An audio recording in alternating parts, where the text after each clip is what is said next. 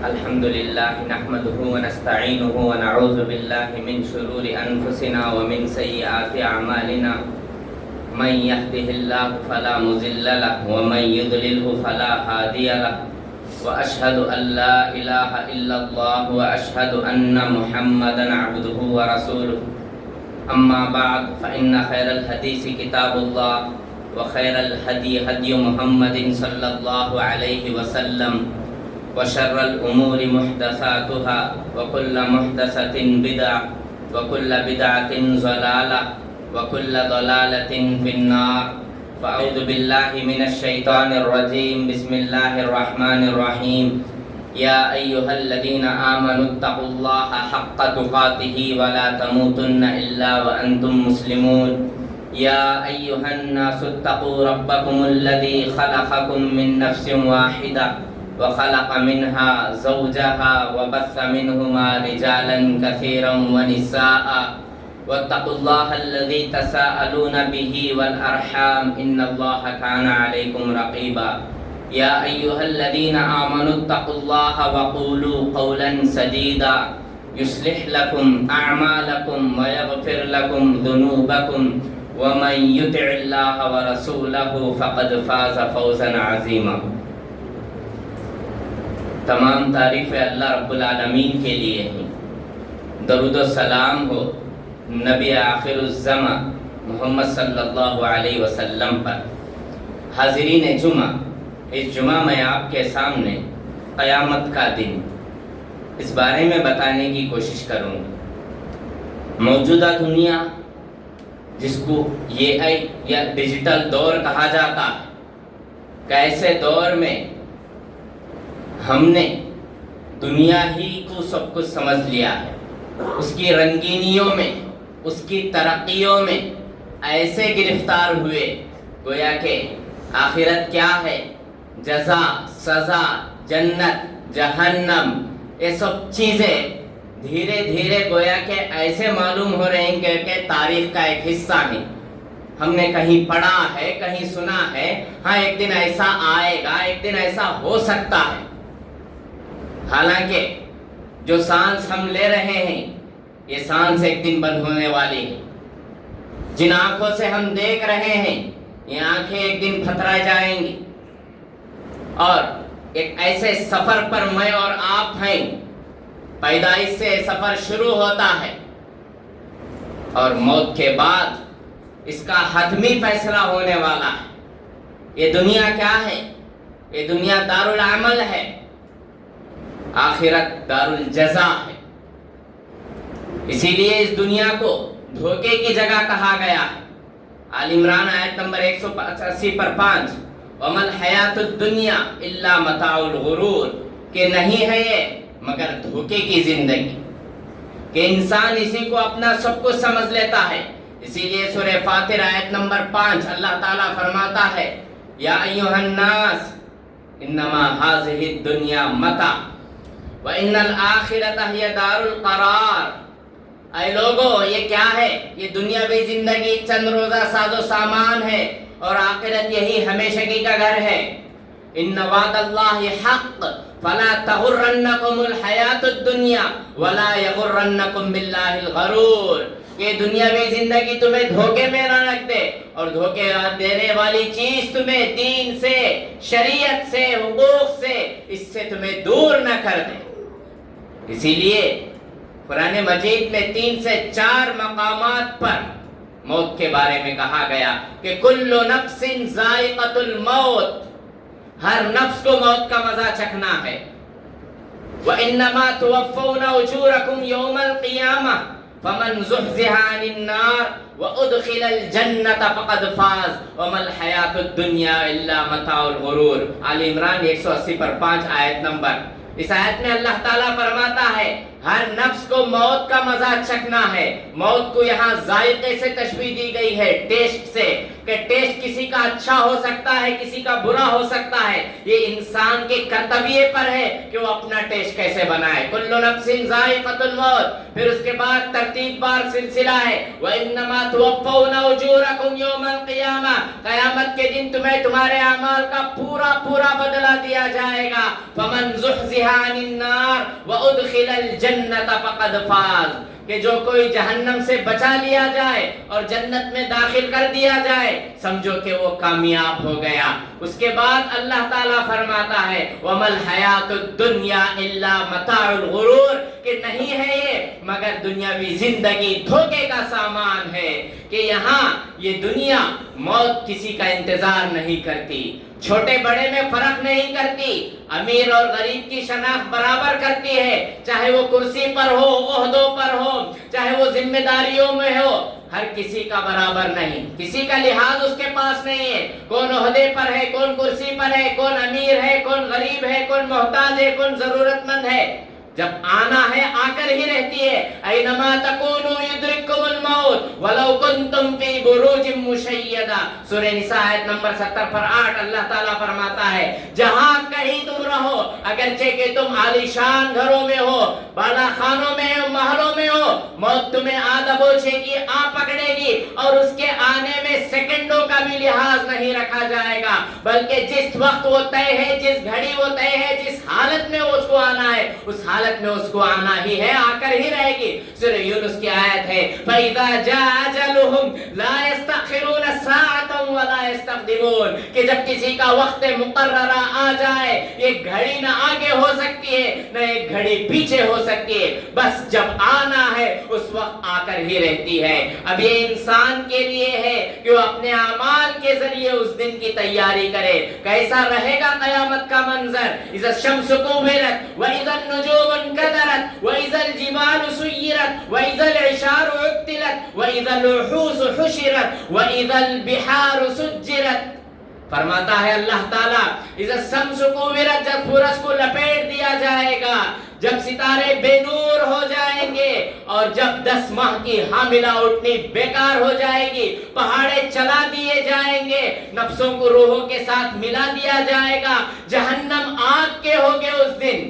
اور اس کے بعد آگے سورہ انفطار میں مزید قیامت کا منظر اللہ کھینچتے ہوئے کہتا ہے اذا السماء انفطرت واذا الكواكب انتثرت واذا البحار فجرت واذا القبور بعثرت علمت نفس ما قدمت واخرت یا ایها الانسان ما غرك بربك الكريم. کہ سورہ انفطار کی ابتدائی آیتیں ہیں، اس میں اللہ تعالیٰ فرماتا ہے کہ جب آسمان پھٹ پڑے گا، ستارے جھڑ جائیں گے، اور سمندر ایک دوسرے سے ملا دیے جائیں گے، خبریں اکھیڑ دیے جائیں گے، ہر انسان کو اس دن معلوم ہو جائے گا ما قدمت واخرت، اس نے آگے کے لیے کیا بھیجا ہے اور پیچھے کے لیے کیا چھوڑا ہے. پھر اللہ تعالیٰ خطاب کرتے ہوئے کہتا ہے یا ایھا الانسان ما غرک بربک الکریم، کہ انسان تجھے کس چیز میں دھوکے میں رکھا ہے اپنے پروردگار سے. پھر زمین کا نقشہ کھینچتے ہوئے اللہ تعالیٰ کہتا ہے اذا السماء انشقت وَأَذِنَتْ لِرَبِّهَا وَحُقَّتْ وَإِذَا الْأَرْضُ مُدَّتْ.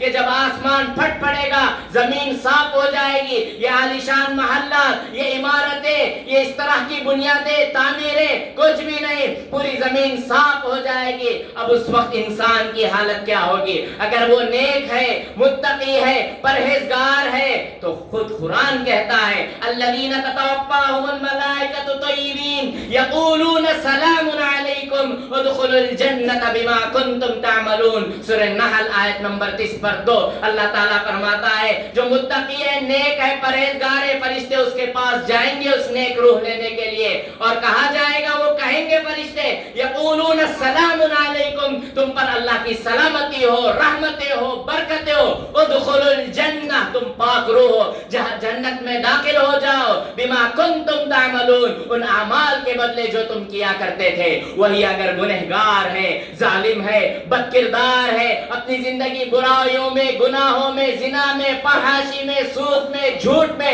دھوکے کی زندگی گزاری ہے، تو قرآن کہتا ہے وَلَوْ تَرَىٰ إِذِ الظَّالِمُونَ فِي غَمَرَاتِ الْمَوْتِ وَالْمَلَائِكَةُ بَاسِطُو أَيْدِيهِمْ أَخْرِجُوا أَنفُسَكُمْ الْيَوْمَ تُجْزَوْنَ عَذَابَ الْهُونِ بِمَا كُنتُمْ تَقُولُونَ عَلَى اللَّهِ وَعَنْ آيَاتِهِ تَسْتَكْبِرُونَ سورہ انعام آیت نمبر 9/3. اس میں اللہ تعالیٰ فرماتا ہے تم دیکھو گے ظالموں کو جب ان کے سکرات کا وقت آئے گا، تکلیف کا مرحلہ شروع ہوگا، فرشتے آئیں گے، وہ بھی کیسے حالت میں؟ احادیث میں ہے کہ دردناک انداز میں آئے گا، چہرہ دیکھ کر سامنے والا ڈر جائے گا، سہم جائے گا، لیکن اس کے لیے کوئی چارہ نہیں، ناخنیں بڑے رہیں گے، بس ٹھیکر کر نوچ کر نکالا جائے گا اس کی روح کو، اور کہیں گے ہاتھ پھیلاتے ہوئے فرشتے اخرجوا انفسکم، نکالو تم اپنے جان کو، تم اتراتے تھے، گناہوں میں تمہاری زندگی تھی، اليوم تجزون عذاب الہون، آج تمہیں سخت دردناک عذاب دیا جائے گا. کیوں؟ تم اللہ کی نشانیوں کو جھٹلاتے تھے، اس کے حقائق کو تم نے دیکھا، اس سے منہ موڑا ہے، آج تمہاری یہی حیثیت رہے گی. اس وقت خود بخود مجرمین کہیں گے کہ ہم دنیا میں سورہ روم کی آیت نمبر 55 ہے کہ یقسم المجرمون غیر ساعۃ، کہ ہم دنیا میں ایک گھڑی بھی کیا رہے؟ نہیں، وہ بھی نہیں رہے. پھر وہ لوگ کہیں گے، تمنا کریں گے ان طرح کے مناظر کو دیکھ کر. اس کا نقشہ سورہ مومنون میں ہے، حتی اذا جاء احدهم الموت قال رب ارجعون لعلی اعمل صالحا فیما ترکت کلا انها کلمۃ هو قائلها ومن ورائهم برزخ الى یوم یبعثون، کہ جیسے ہی کسی کے موت کا وقت آ جائے گا قال رب ارجعون، وہ تمنا کرے گا کہ اے میرے پروردگار مجھے ایک مرتبہ دنیا میں لوٹا دے، لعلی اعمل صالحا فیما ترکت کلا، تاکہ میں ایسے اعمال کروں جو ان اعمال کے علاوہ ہو، میں نیکیاں کروں، اچھائیاں کروں. میری زندگی برائیوں میں گزر گئی ہے، گناہوں میں گزر گئی ہے. تو ارشاد ہوگا، جواب ملے گا، کلا، ہرگز نہیں، انہا کلمۃ هو قائلها، ایک کلمہ ہے، ایک قول فیصل ہے جو ہو کر ہی رہے گا. ومن ورائہم برزخ، اور تمہارے پیچھے ہی برزخ ہے، اس تک جس دن تک تم کو اٹھایا جائے گا، اس دن تک کے لیے تمہیں اس طرح کی سزائیں دی جائیں گی. یہ حال ہوگا مجرموں کا. اب اس وقت مجرمین کیا کریں گے؟ یوم یفر المرء من اخیہ وامہ وابیہ وصاحبتہ وبنیہ لکل امرئ منہم یومئذ شأن یغنیہ. سورہ عبس کی آیتیں 30/2 سے 40/2 تک کی، کہ جب کبھی اس طرح کے مناظر قیامت کے آئیں گے، ہر انسان اپنے بھائی سے بھاگے گا، اپنے والدین سے بھاگے گا، اپنے دوست و احباب سے بھاگے گا. کیوں بھاگے گا؟ اسے فکر ہے، اعمال اس کے پاس کچھ نہیں ہے، نیکیاں اس کے پاس نہیں ہے، اس نے دنیاوی زندگی دھوکے میں گزاری، گناہوں میں گزاری، اس لیے ڈرتا ہوا بھاگے گا، چھپتا ہوا بھاگے گا. پھر قرآن کہتا ہے ایسے حالات میں بھی وجوہ یومئذ مسفرہ ضاحکۃ مستبشرہ، کہ اس دن کئی چہرے ایسے ہوں گے جو تر و تازہ ہوں گے، نعمتوں میں ہوں گے، جنتوں میں ہوں گے. ووجوہ یومئذ علیہا غبرہ، اور کچھ چہرے ایسے ہوں گے جن پر گرد و غبار، دھول جمی ہوئی رہے گی.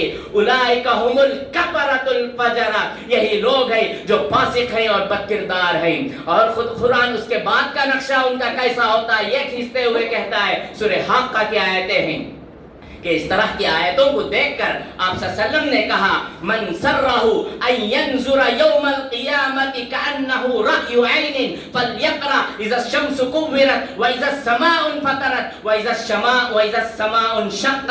اگر تم میں سے کوئی چاہتا ہے کہ وہ قیامت کے مناظر کو اپنے آنکھوں سے دیکھے کہ اس وقت کیا حالات ہوگی، لوگوں کی کیفیت کیا ہوگی، تو چاہیے کہ وہ سورہ تکویر، سورہ انفطار، سورہ انشقاق کا مطالعہ کر لے. اس میں قیامت کے مناظر ہیں، ہولناک تذکرے اس میں ہوا کرتے ہیں. تو اسی لیے ان آیتوں میں اللہ تعالیٰ اس کے بعد کا نقشہ کھینچتا ہے، یومئذ تعرضون لا تخفی منکم خافیہ، کہ اس دن ایسی حالت رہے گی کہ انسان کے سارے اعمال رہیں گے، اس سے کوئی بھی چیز پوشیدہ نہیں رہے گی. سورہ کہف میں ہے، بندہ کہے گا ما لہذا الکتاب لا نغادر صغیرۃ ولا کبیرۃ الا احصاها، یہ کتاب کیسی ہے، میرا نامہ اعمال کیسا ہے، چھوٹی سے چھوٹی چیز اس میں جمع ہے، بڑھتی ہے کہ یہ میرا حشر ہے، یہ میرا نامہ اعمال ہے، سب کچھ اس میں ہے. پھر کیا ہوگا اس کا حال؟ وَأَمَّا مَنْ أُوتِيَ كِتَابَهُ بِيَمِينِهِ فَيَقُولُ هَاؤُمُ اقْرَءُوا كِتَابِيَهْ إِنِّي ظَنَنْتُ أَنِّي مُلَاقٍ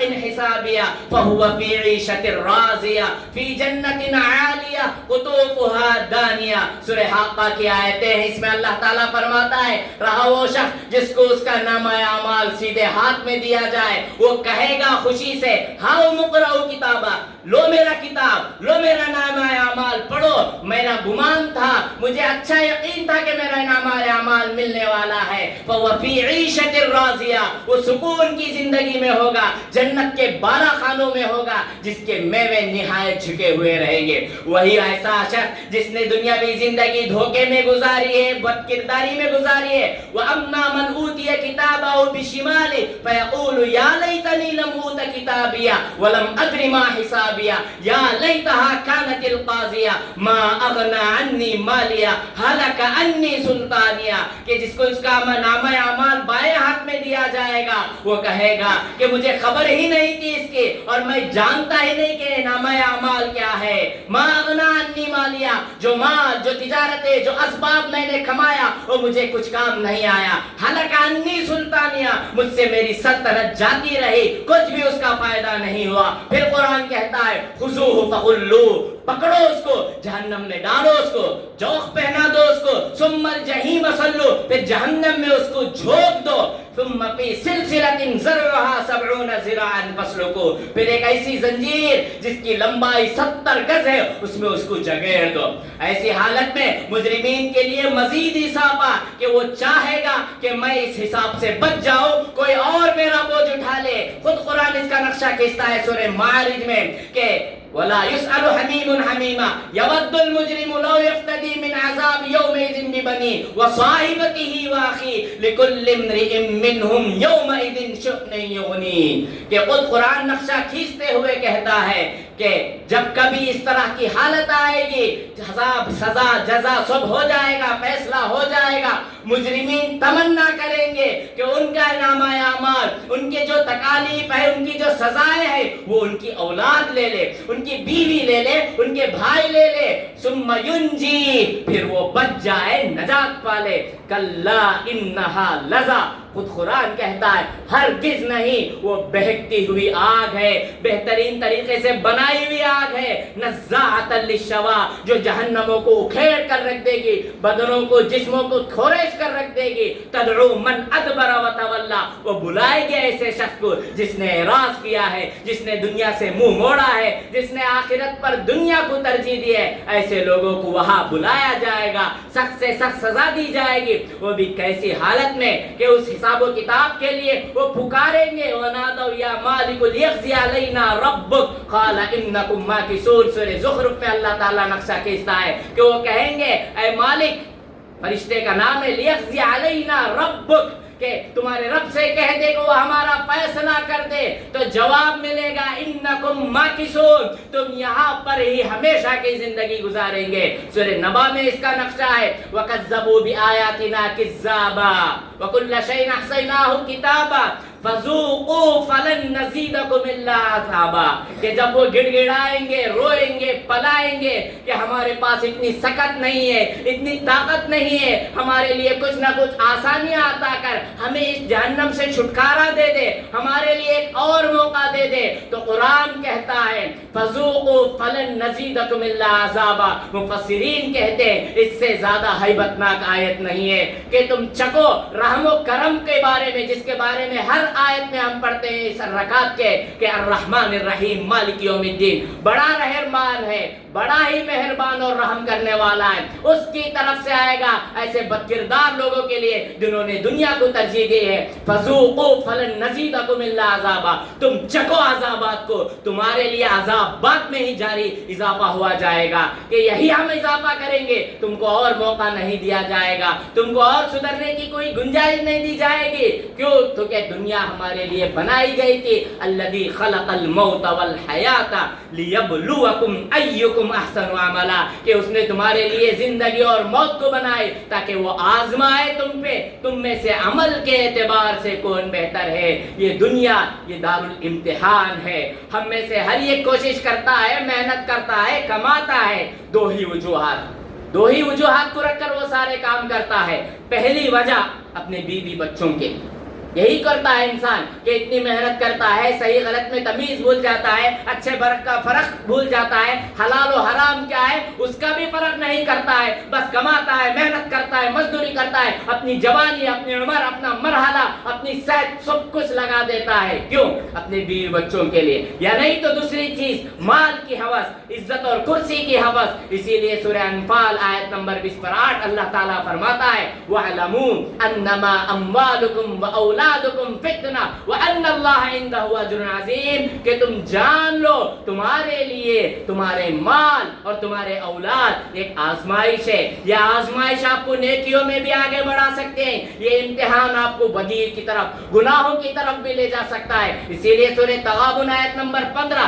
اس میں بھی اللہ تعالیٰ فرماتا ہے انما اموالکم و اولادکم فتنہ، بے شک تمہارے لیے تمہارا مال اور تمہارا ایک خاندان، گھر والے، بیوی بچے سب ایک آزمائش ہے۔ یہ آزمائش میں انسان یا تو کامیاب ہوتا ہے یا ناکام ہوتا ہے۔ تو یہ چیز ہمارے لیے ہے، ہم محنت کرتے ہوئے، دنیا کماتے ہوئے گویا کہ ایسے آپ زندگی گزار رہے ہیں، پہلے شادی، شادی کے بعد بچے، پھر بچوں کی شادیاں، پھر ان کے بعد اے سی، فلیٹ، گھر، نہ جانے کتنے خواہشیں ہوتی ہیں۔ اگر کوئی پوچھ لے کیا بھائی آپ کی زندگی اچھی ہو گئی کیا، تمہاری زندگی کیسی گزر رہی، ابھی تھوڑا سیٹ ہونا باقی ہے، ابھی پودروں کی صورت دیکھنا باقی ہے، ابھی نوازوں کا حال پوچھنا باقی ہے، ابھی اس طرح کے خواہشات ہیں، ابھی ان کی شادی کرانا ہے، ابھی ان کی شادی کرانا ہے، ابھی تھوڑا گھر کا بندھن ختم ہونا باقی ہے، اس کی خواہشیں ختم نہیں ہوتی، یہاں تک کہ جب خبر میں رکھا جاتا ہے، لکڑیاں بچھائی جاتی ہے، جب پوچھتے ہیں کیا بھائی سیٹ ہو گیا کہ مردہ،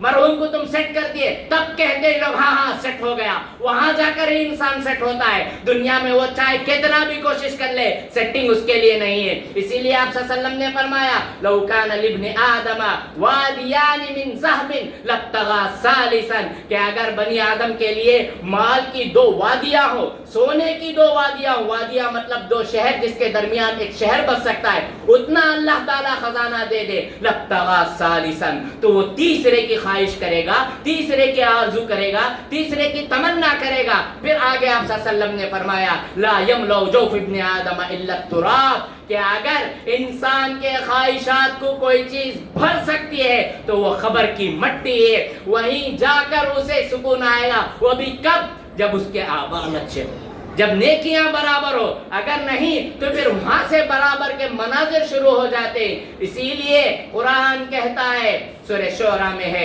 یوم لا ينفع مال ولا بنون الا من اتى الله بقلب سلیم، کہ وہ دن ایسا ہوگا قیامت کا جس میں نہ تمہارا مال تمہیں کام آئے گا، نہ تمہاری اولاد تمہیں کام آئے گی، سب انتظار میں رہتے وراثت میں مجھے حق کیا ملے گا، کون سی پراپرٹی میرے نام ہوگی، کون سی چیز میرے ہاتھ لگے گی۔ اسی لیے قرآن کہتا ہے یوم لا ينفع مال ولا بنون، کہ وہ دن ایسا ہوگا جس دن تمہارے لیے نہ تمہارا مال کام آئے گا، نہ تمہاری اولاد کام آئے گی، الا من اتى الله بقلب سلیم، مگر ایسا شخص جو قلب سلیم لے کر آئے، جو گناہوں سے پاک دل لے کر آئے، جو نیکیوں کے لیے لبریز دل لے کر آئے، جو اچھائیوں سے بھرپور اعمال لے کر جائے، اس کے لیے وہاں پر سکون کا ذریعہ ہے۔ صحابہ کرام کے بارے میں آتا ہے، خود آپ صلی اللہ علیہ وسلم کے بارے میں آتا ہے کہ ایک مرتبہ خبر کے پاس گئے، زاروں خطار رونے لگے، اتنا روئے کہ زمین بھیگ گئی۔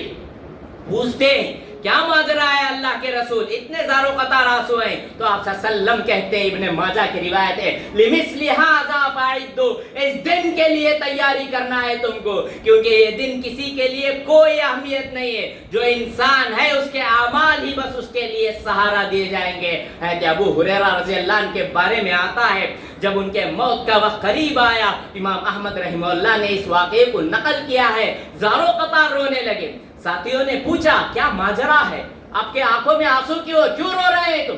تو کہتے ہیں ابو ہریرہ رضی اللہ عنہ اما انی لا ابکی علی دنیاکم ھذی ولکن ابکی علی بعد سفری وقلت زادی، کہ رہا میں جو رو رہا ہوں تمہاری اس دنیا کے لیے میرے آنسو نہیں ہے، میں اس وجہ سے رو رہا ہوں کہ میرا سفر بڑا طویل ہے اور میرے پاس زاد راہ جو توشہ ہے وہ نہایت مختصر ہے۔ کیسا صحابی جس سے سب سے زیادہ احادیث کے روایتیں منقول ہے 5000 سے زیادہ، اس صحابی رسول کی ایک کیفیت ہے کہ علی بعد سفری و قلت زاری، کہ سفر تو بڑا طویل ہے، میرے پاس توشہ نامہ اعمال بہت کم ہے. اسی لیے حضرت عمر بن خطاب رضی اللہ عنہ کے بارے میں آتا ہے، خلیفہ بنانے کے بعد وہ تنہا کہہ بیٹھتے ہیں کہ اے عمر، تم خطاب کے بیٹے ہو، امیر المؤمنین بنائے، یہ ذہن میں نہ رہنا کہ اگر تمہارے حالت کے بارے میں تم سے سوال کیا جائے تمہارے پاس جواب نہیں ہوگا. لو عثرت بغلۃ فی العراق، اگر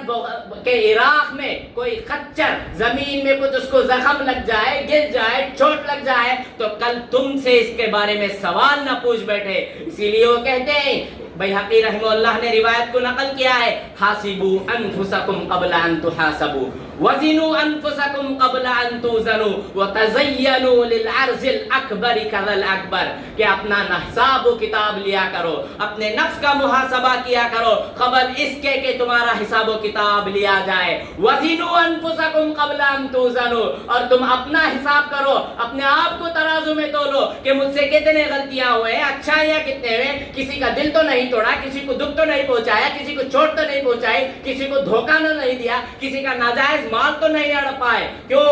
اس دن وہاں وہ سب چیزیں آیا ہوں گی کہ انسان پہاڑ کے برابر نیکیاں لے کر آیا ہوگا، لیکن حقوق العباد میں کمی کی وجہ سے سارے نیکیاں ختم اور جہنم کا راستہ دکھلایا جائے گا. امیر المؤمنین ان کے لیے تو جنت کی بشارت ہے، پھر بھی ان کی حالت ایسی ہے تو میری اور آپ کی کیا حالت ہونا ہے، کیا کیفیت ہونا ہے. اس دن کے لیے ہماری تیاری کتنی ہے، اس بارے میں مجھے اور آپ کو غور کرنا ہے. اسی لیے سورہ حدید آیت نمبر 16 اللہ تعالیٰ فرماتا ہے، الم یأن للذین آمنوا ان تخشع قلوبهم لذکر اللہ وما نزل من الحق، کیا مومنوں کے لیے ابھی وہ وقت نہیں آیا کہ ان کے دل لرز جائے، کانپ جائے، کانپ اٹھے قرآن کی تلاوت سے اور حق بات کو پڑھتے ہوئے اور حق کو سامنے آتے دیکھ کر مومنوں کے دل کو بدلنا ہے. قرآن جھجوڑتے ہوئے پوچھتا ہے، الم یأن للذین آمنوا ان تخشع قلوبهم، کیا ابھی مومنوں کے لیے وقت نہیں آیا کہ اتنی نشانیاں، اتنی چیزیں دیکھنے کے باوجود کہ وما نزل من الحق،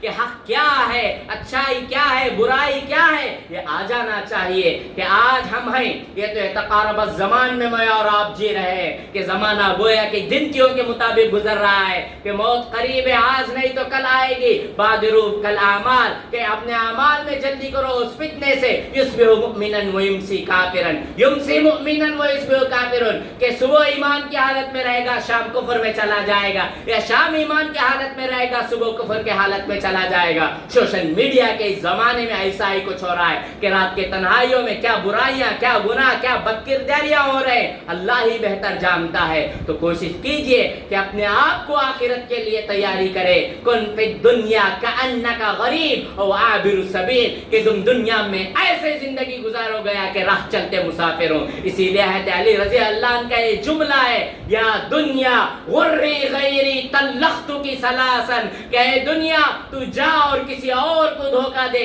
میں نے تجھے 3 طلاق دیا ہے. کوشش کیجئے کہ ہم ہمارے اعمال کو آخرت کے ڈھانچے میں ڈھالیں. ہمارے کچھ اعمال ایسے ہو جو ہم آخرت کے لیے کریں. موت سے پہلے میں اور آپ موت کی تیاری کریں، کیونکہ آج کا دن اس حساب سے ایک بات کہتا چلو کہ رجب کا دن اور بدعتیں ہم سب جانتے ہیں کہ کس طرح کی چیزیں، اگر پتہ چل جائے کہ پہلے تو یہ دن برابر فکس ہے، اس کے بارے میں ہی احادیث میں مستند نہیں ہے. دوسرا جو مناتے ہیں معراج کے لیے خوشیوں کے، معراج میں آپ صلی اللہ علیہ وسلم کو کیا دکھلایا گیا، جہنم کی سیر کرائی گئی، کیا کیا عذابات ہوتے ہیں وہ دکھلائے گئے. کم از کم وہ عذابات کو دیکھ لیتے، پڑھ لیتے احادیث میں تو رونٹے کھڑے ہو جاتے. اس طرح کے نعرے، اس طرح کے ڈھنڈوریاں خوشیوں کے جشن نہیں مناتے. اسی لیے کوشش کیجئے کہ اپنے اعمال کو آخرت کے ساتھ جوڑے اور شریعت کے دائرے میں رہ کر ہم اپنے اعمال کریں. دعا ہے رب العالمین سے اللہ تعالیٰ مجھے اور آپ کو قیامت سے پہلے، موت سے پہلے موت کی تیاری کی توفیق عطا فرما.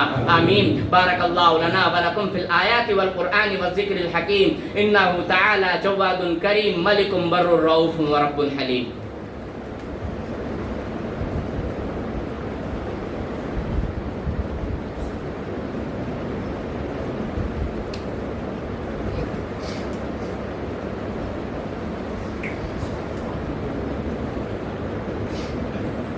الحمد لله نحمده ونستعينه ونعوذ بالله من شرور أنفسنا ومن سيئات أعمالنا من يهده الله فلا مضل له ومن يضلله فلا هادي له وأشهد أن لا إله إلا الله وأشهد أن محمدا عبده ورسوله أما بعد فأعوذ بالله من الشيطان الرجيم بسم الله الرحمن الرحيم إن الله وملائكته يصلون على النبي يا أيها الذين آمنوا صلوا عليه وسلموا تسليما اللهم صل على محمد وعلى آل محمد كما صليت على إبراهيم وعلى آل إبراهيم إنك حميد مجيد اللهم بارك على محمد وعلى آل محمد كما باركت على إبراهيم وعلى آل إبراهيم إنك حميد مجيد اللهم انصر من نصر دين محمد صلى الله عليه وسلم وجعلنا منهم واخذل من خذل دين محمد صلى الله عليه وسلم ولا تجعلنا معهم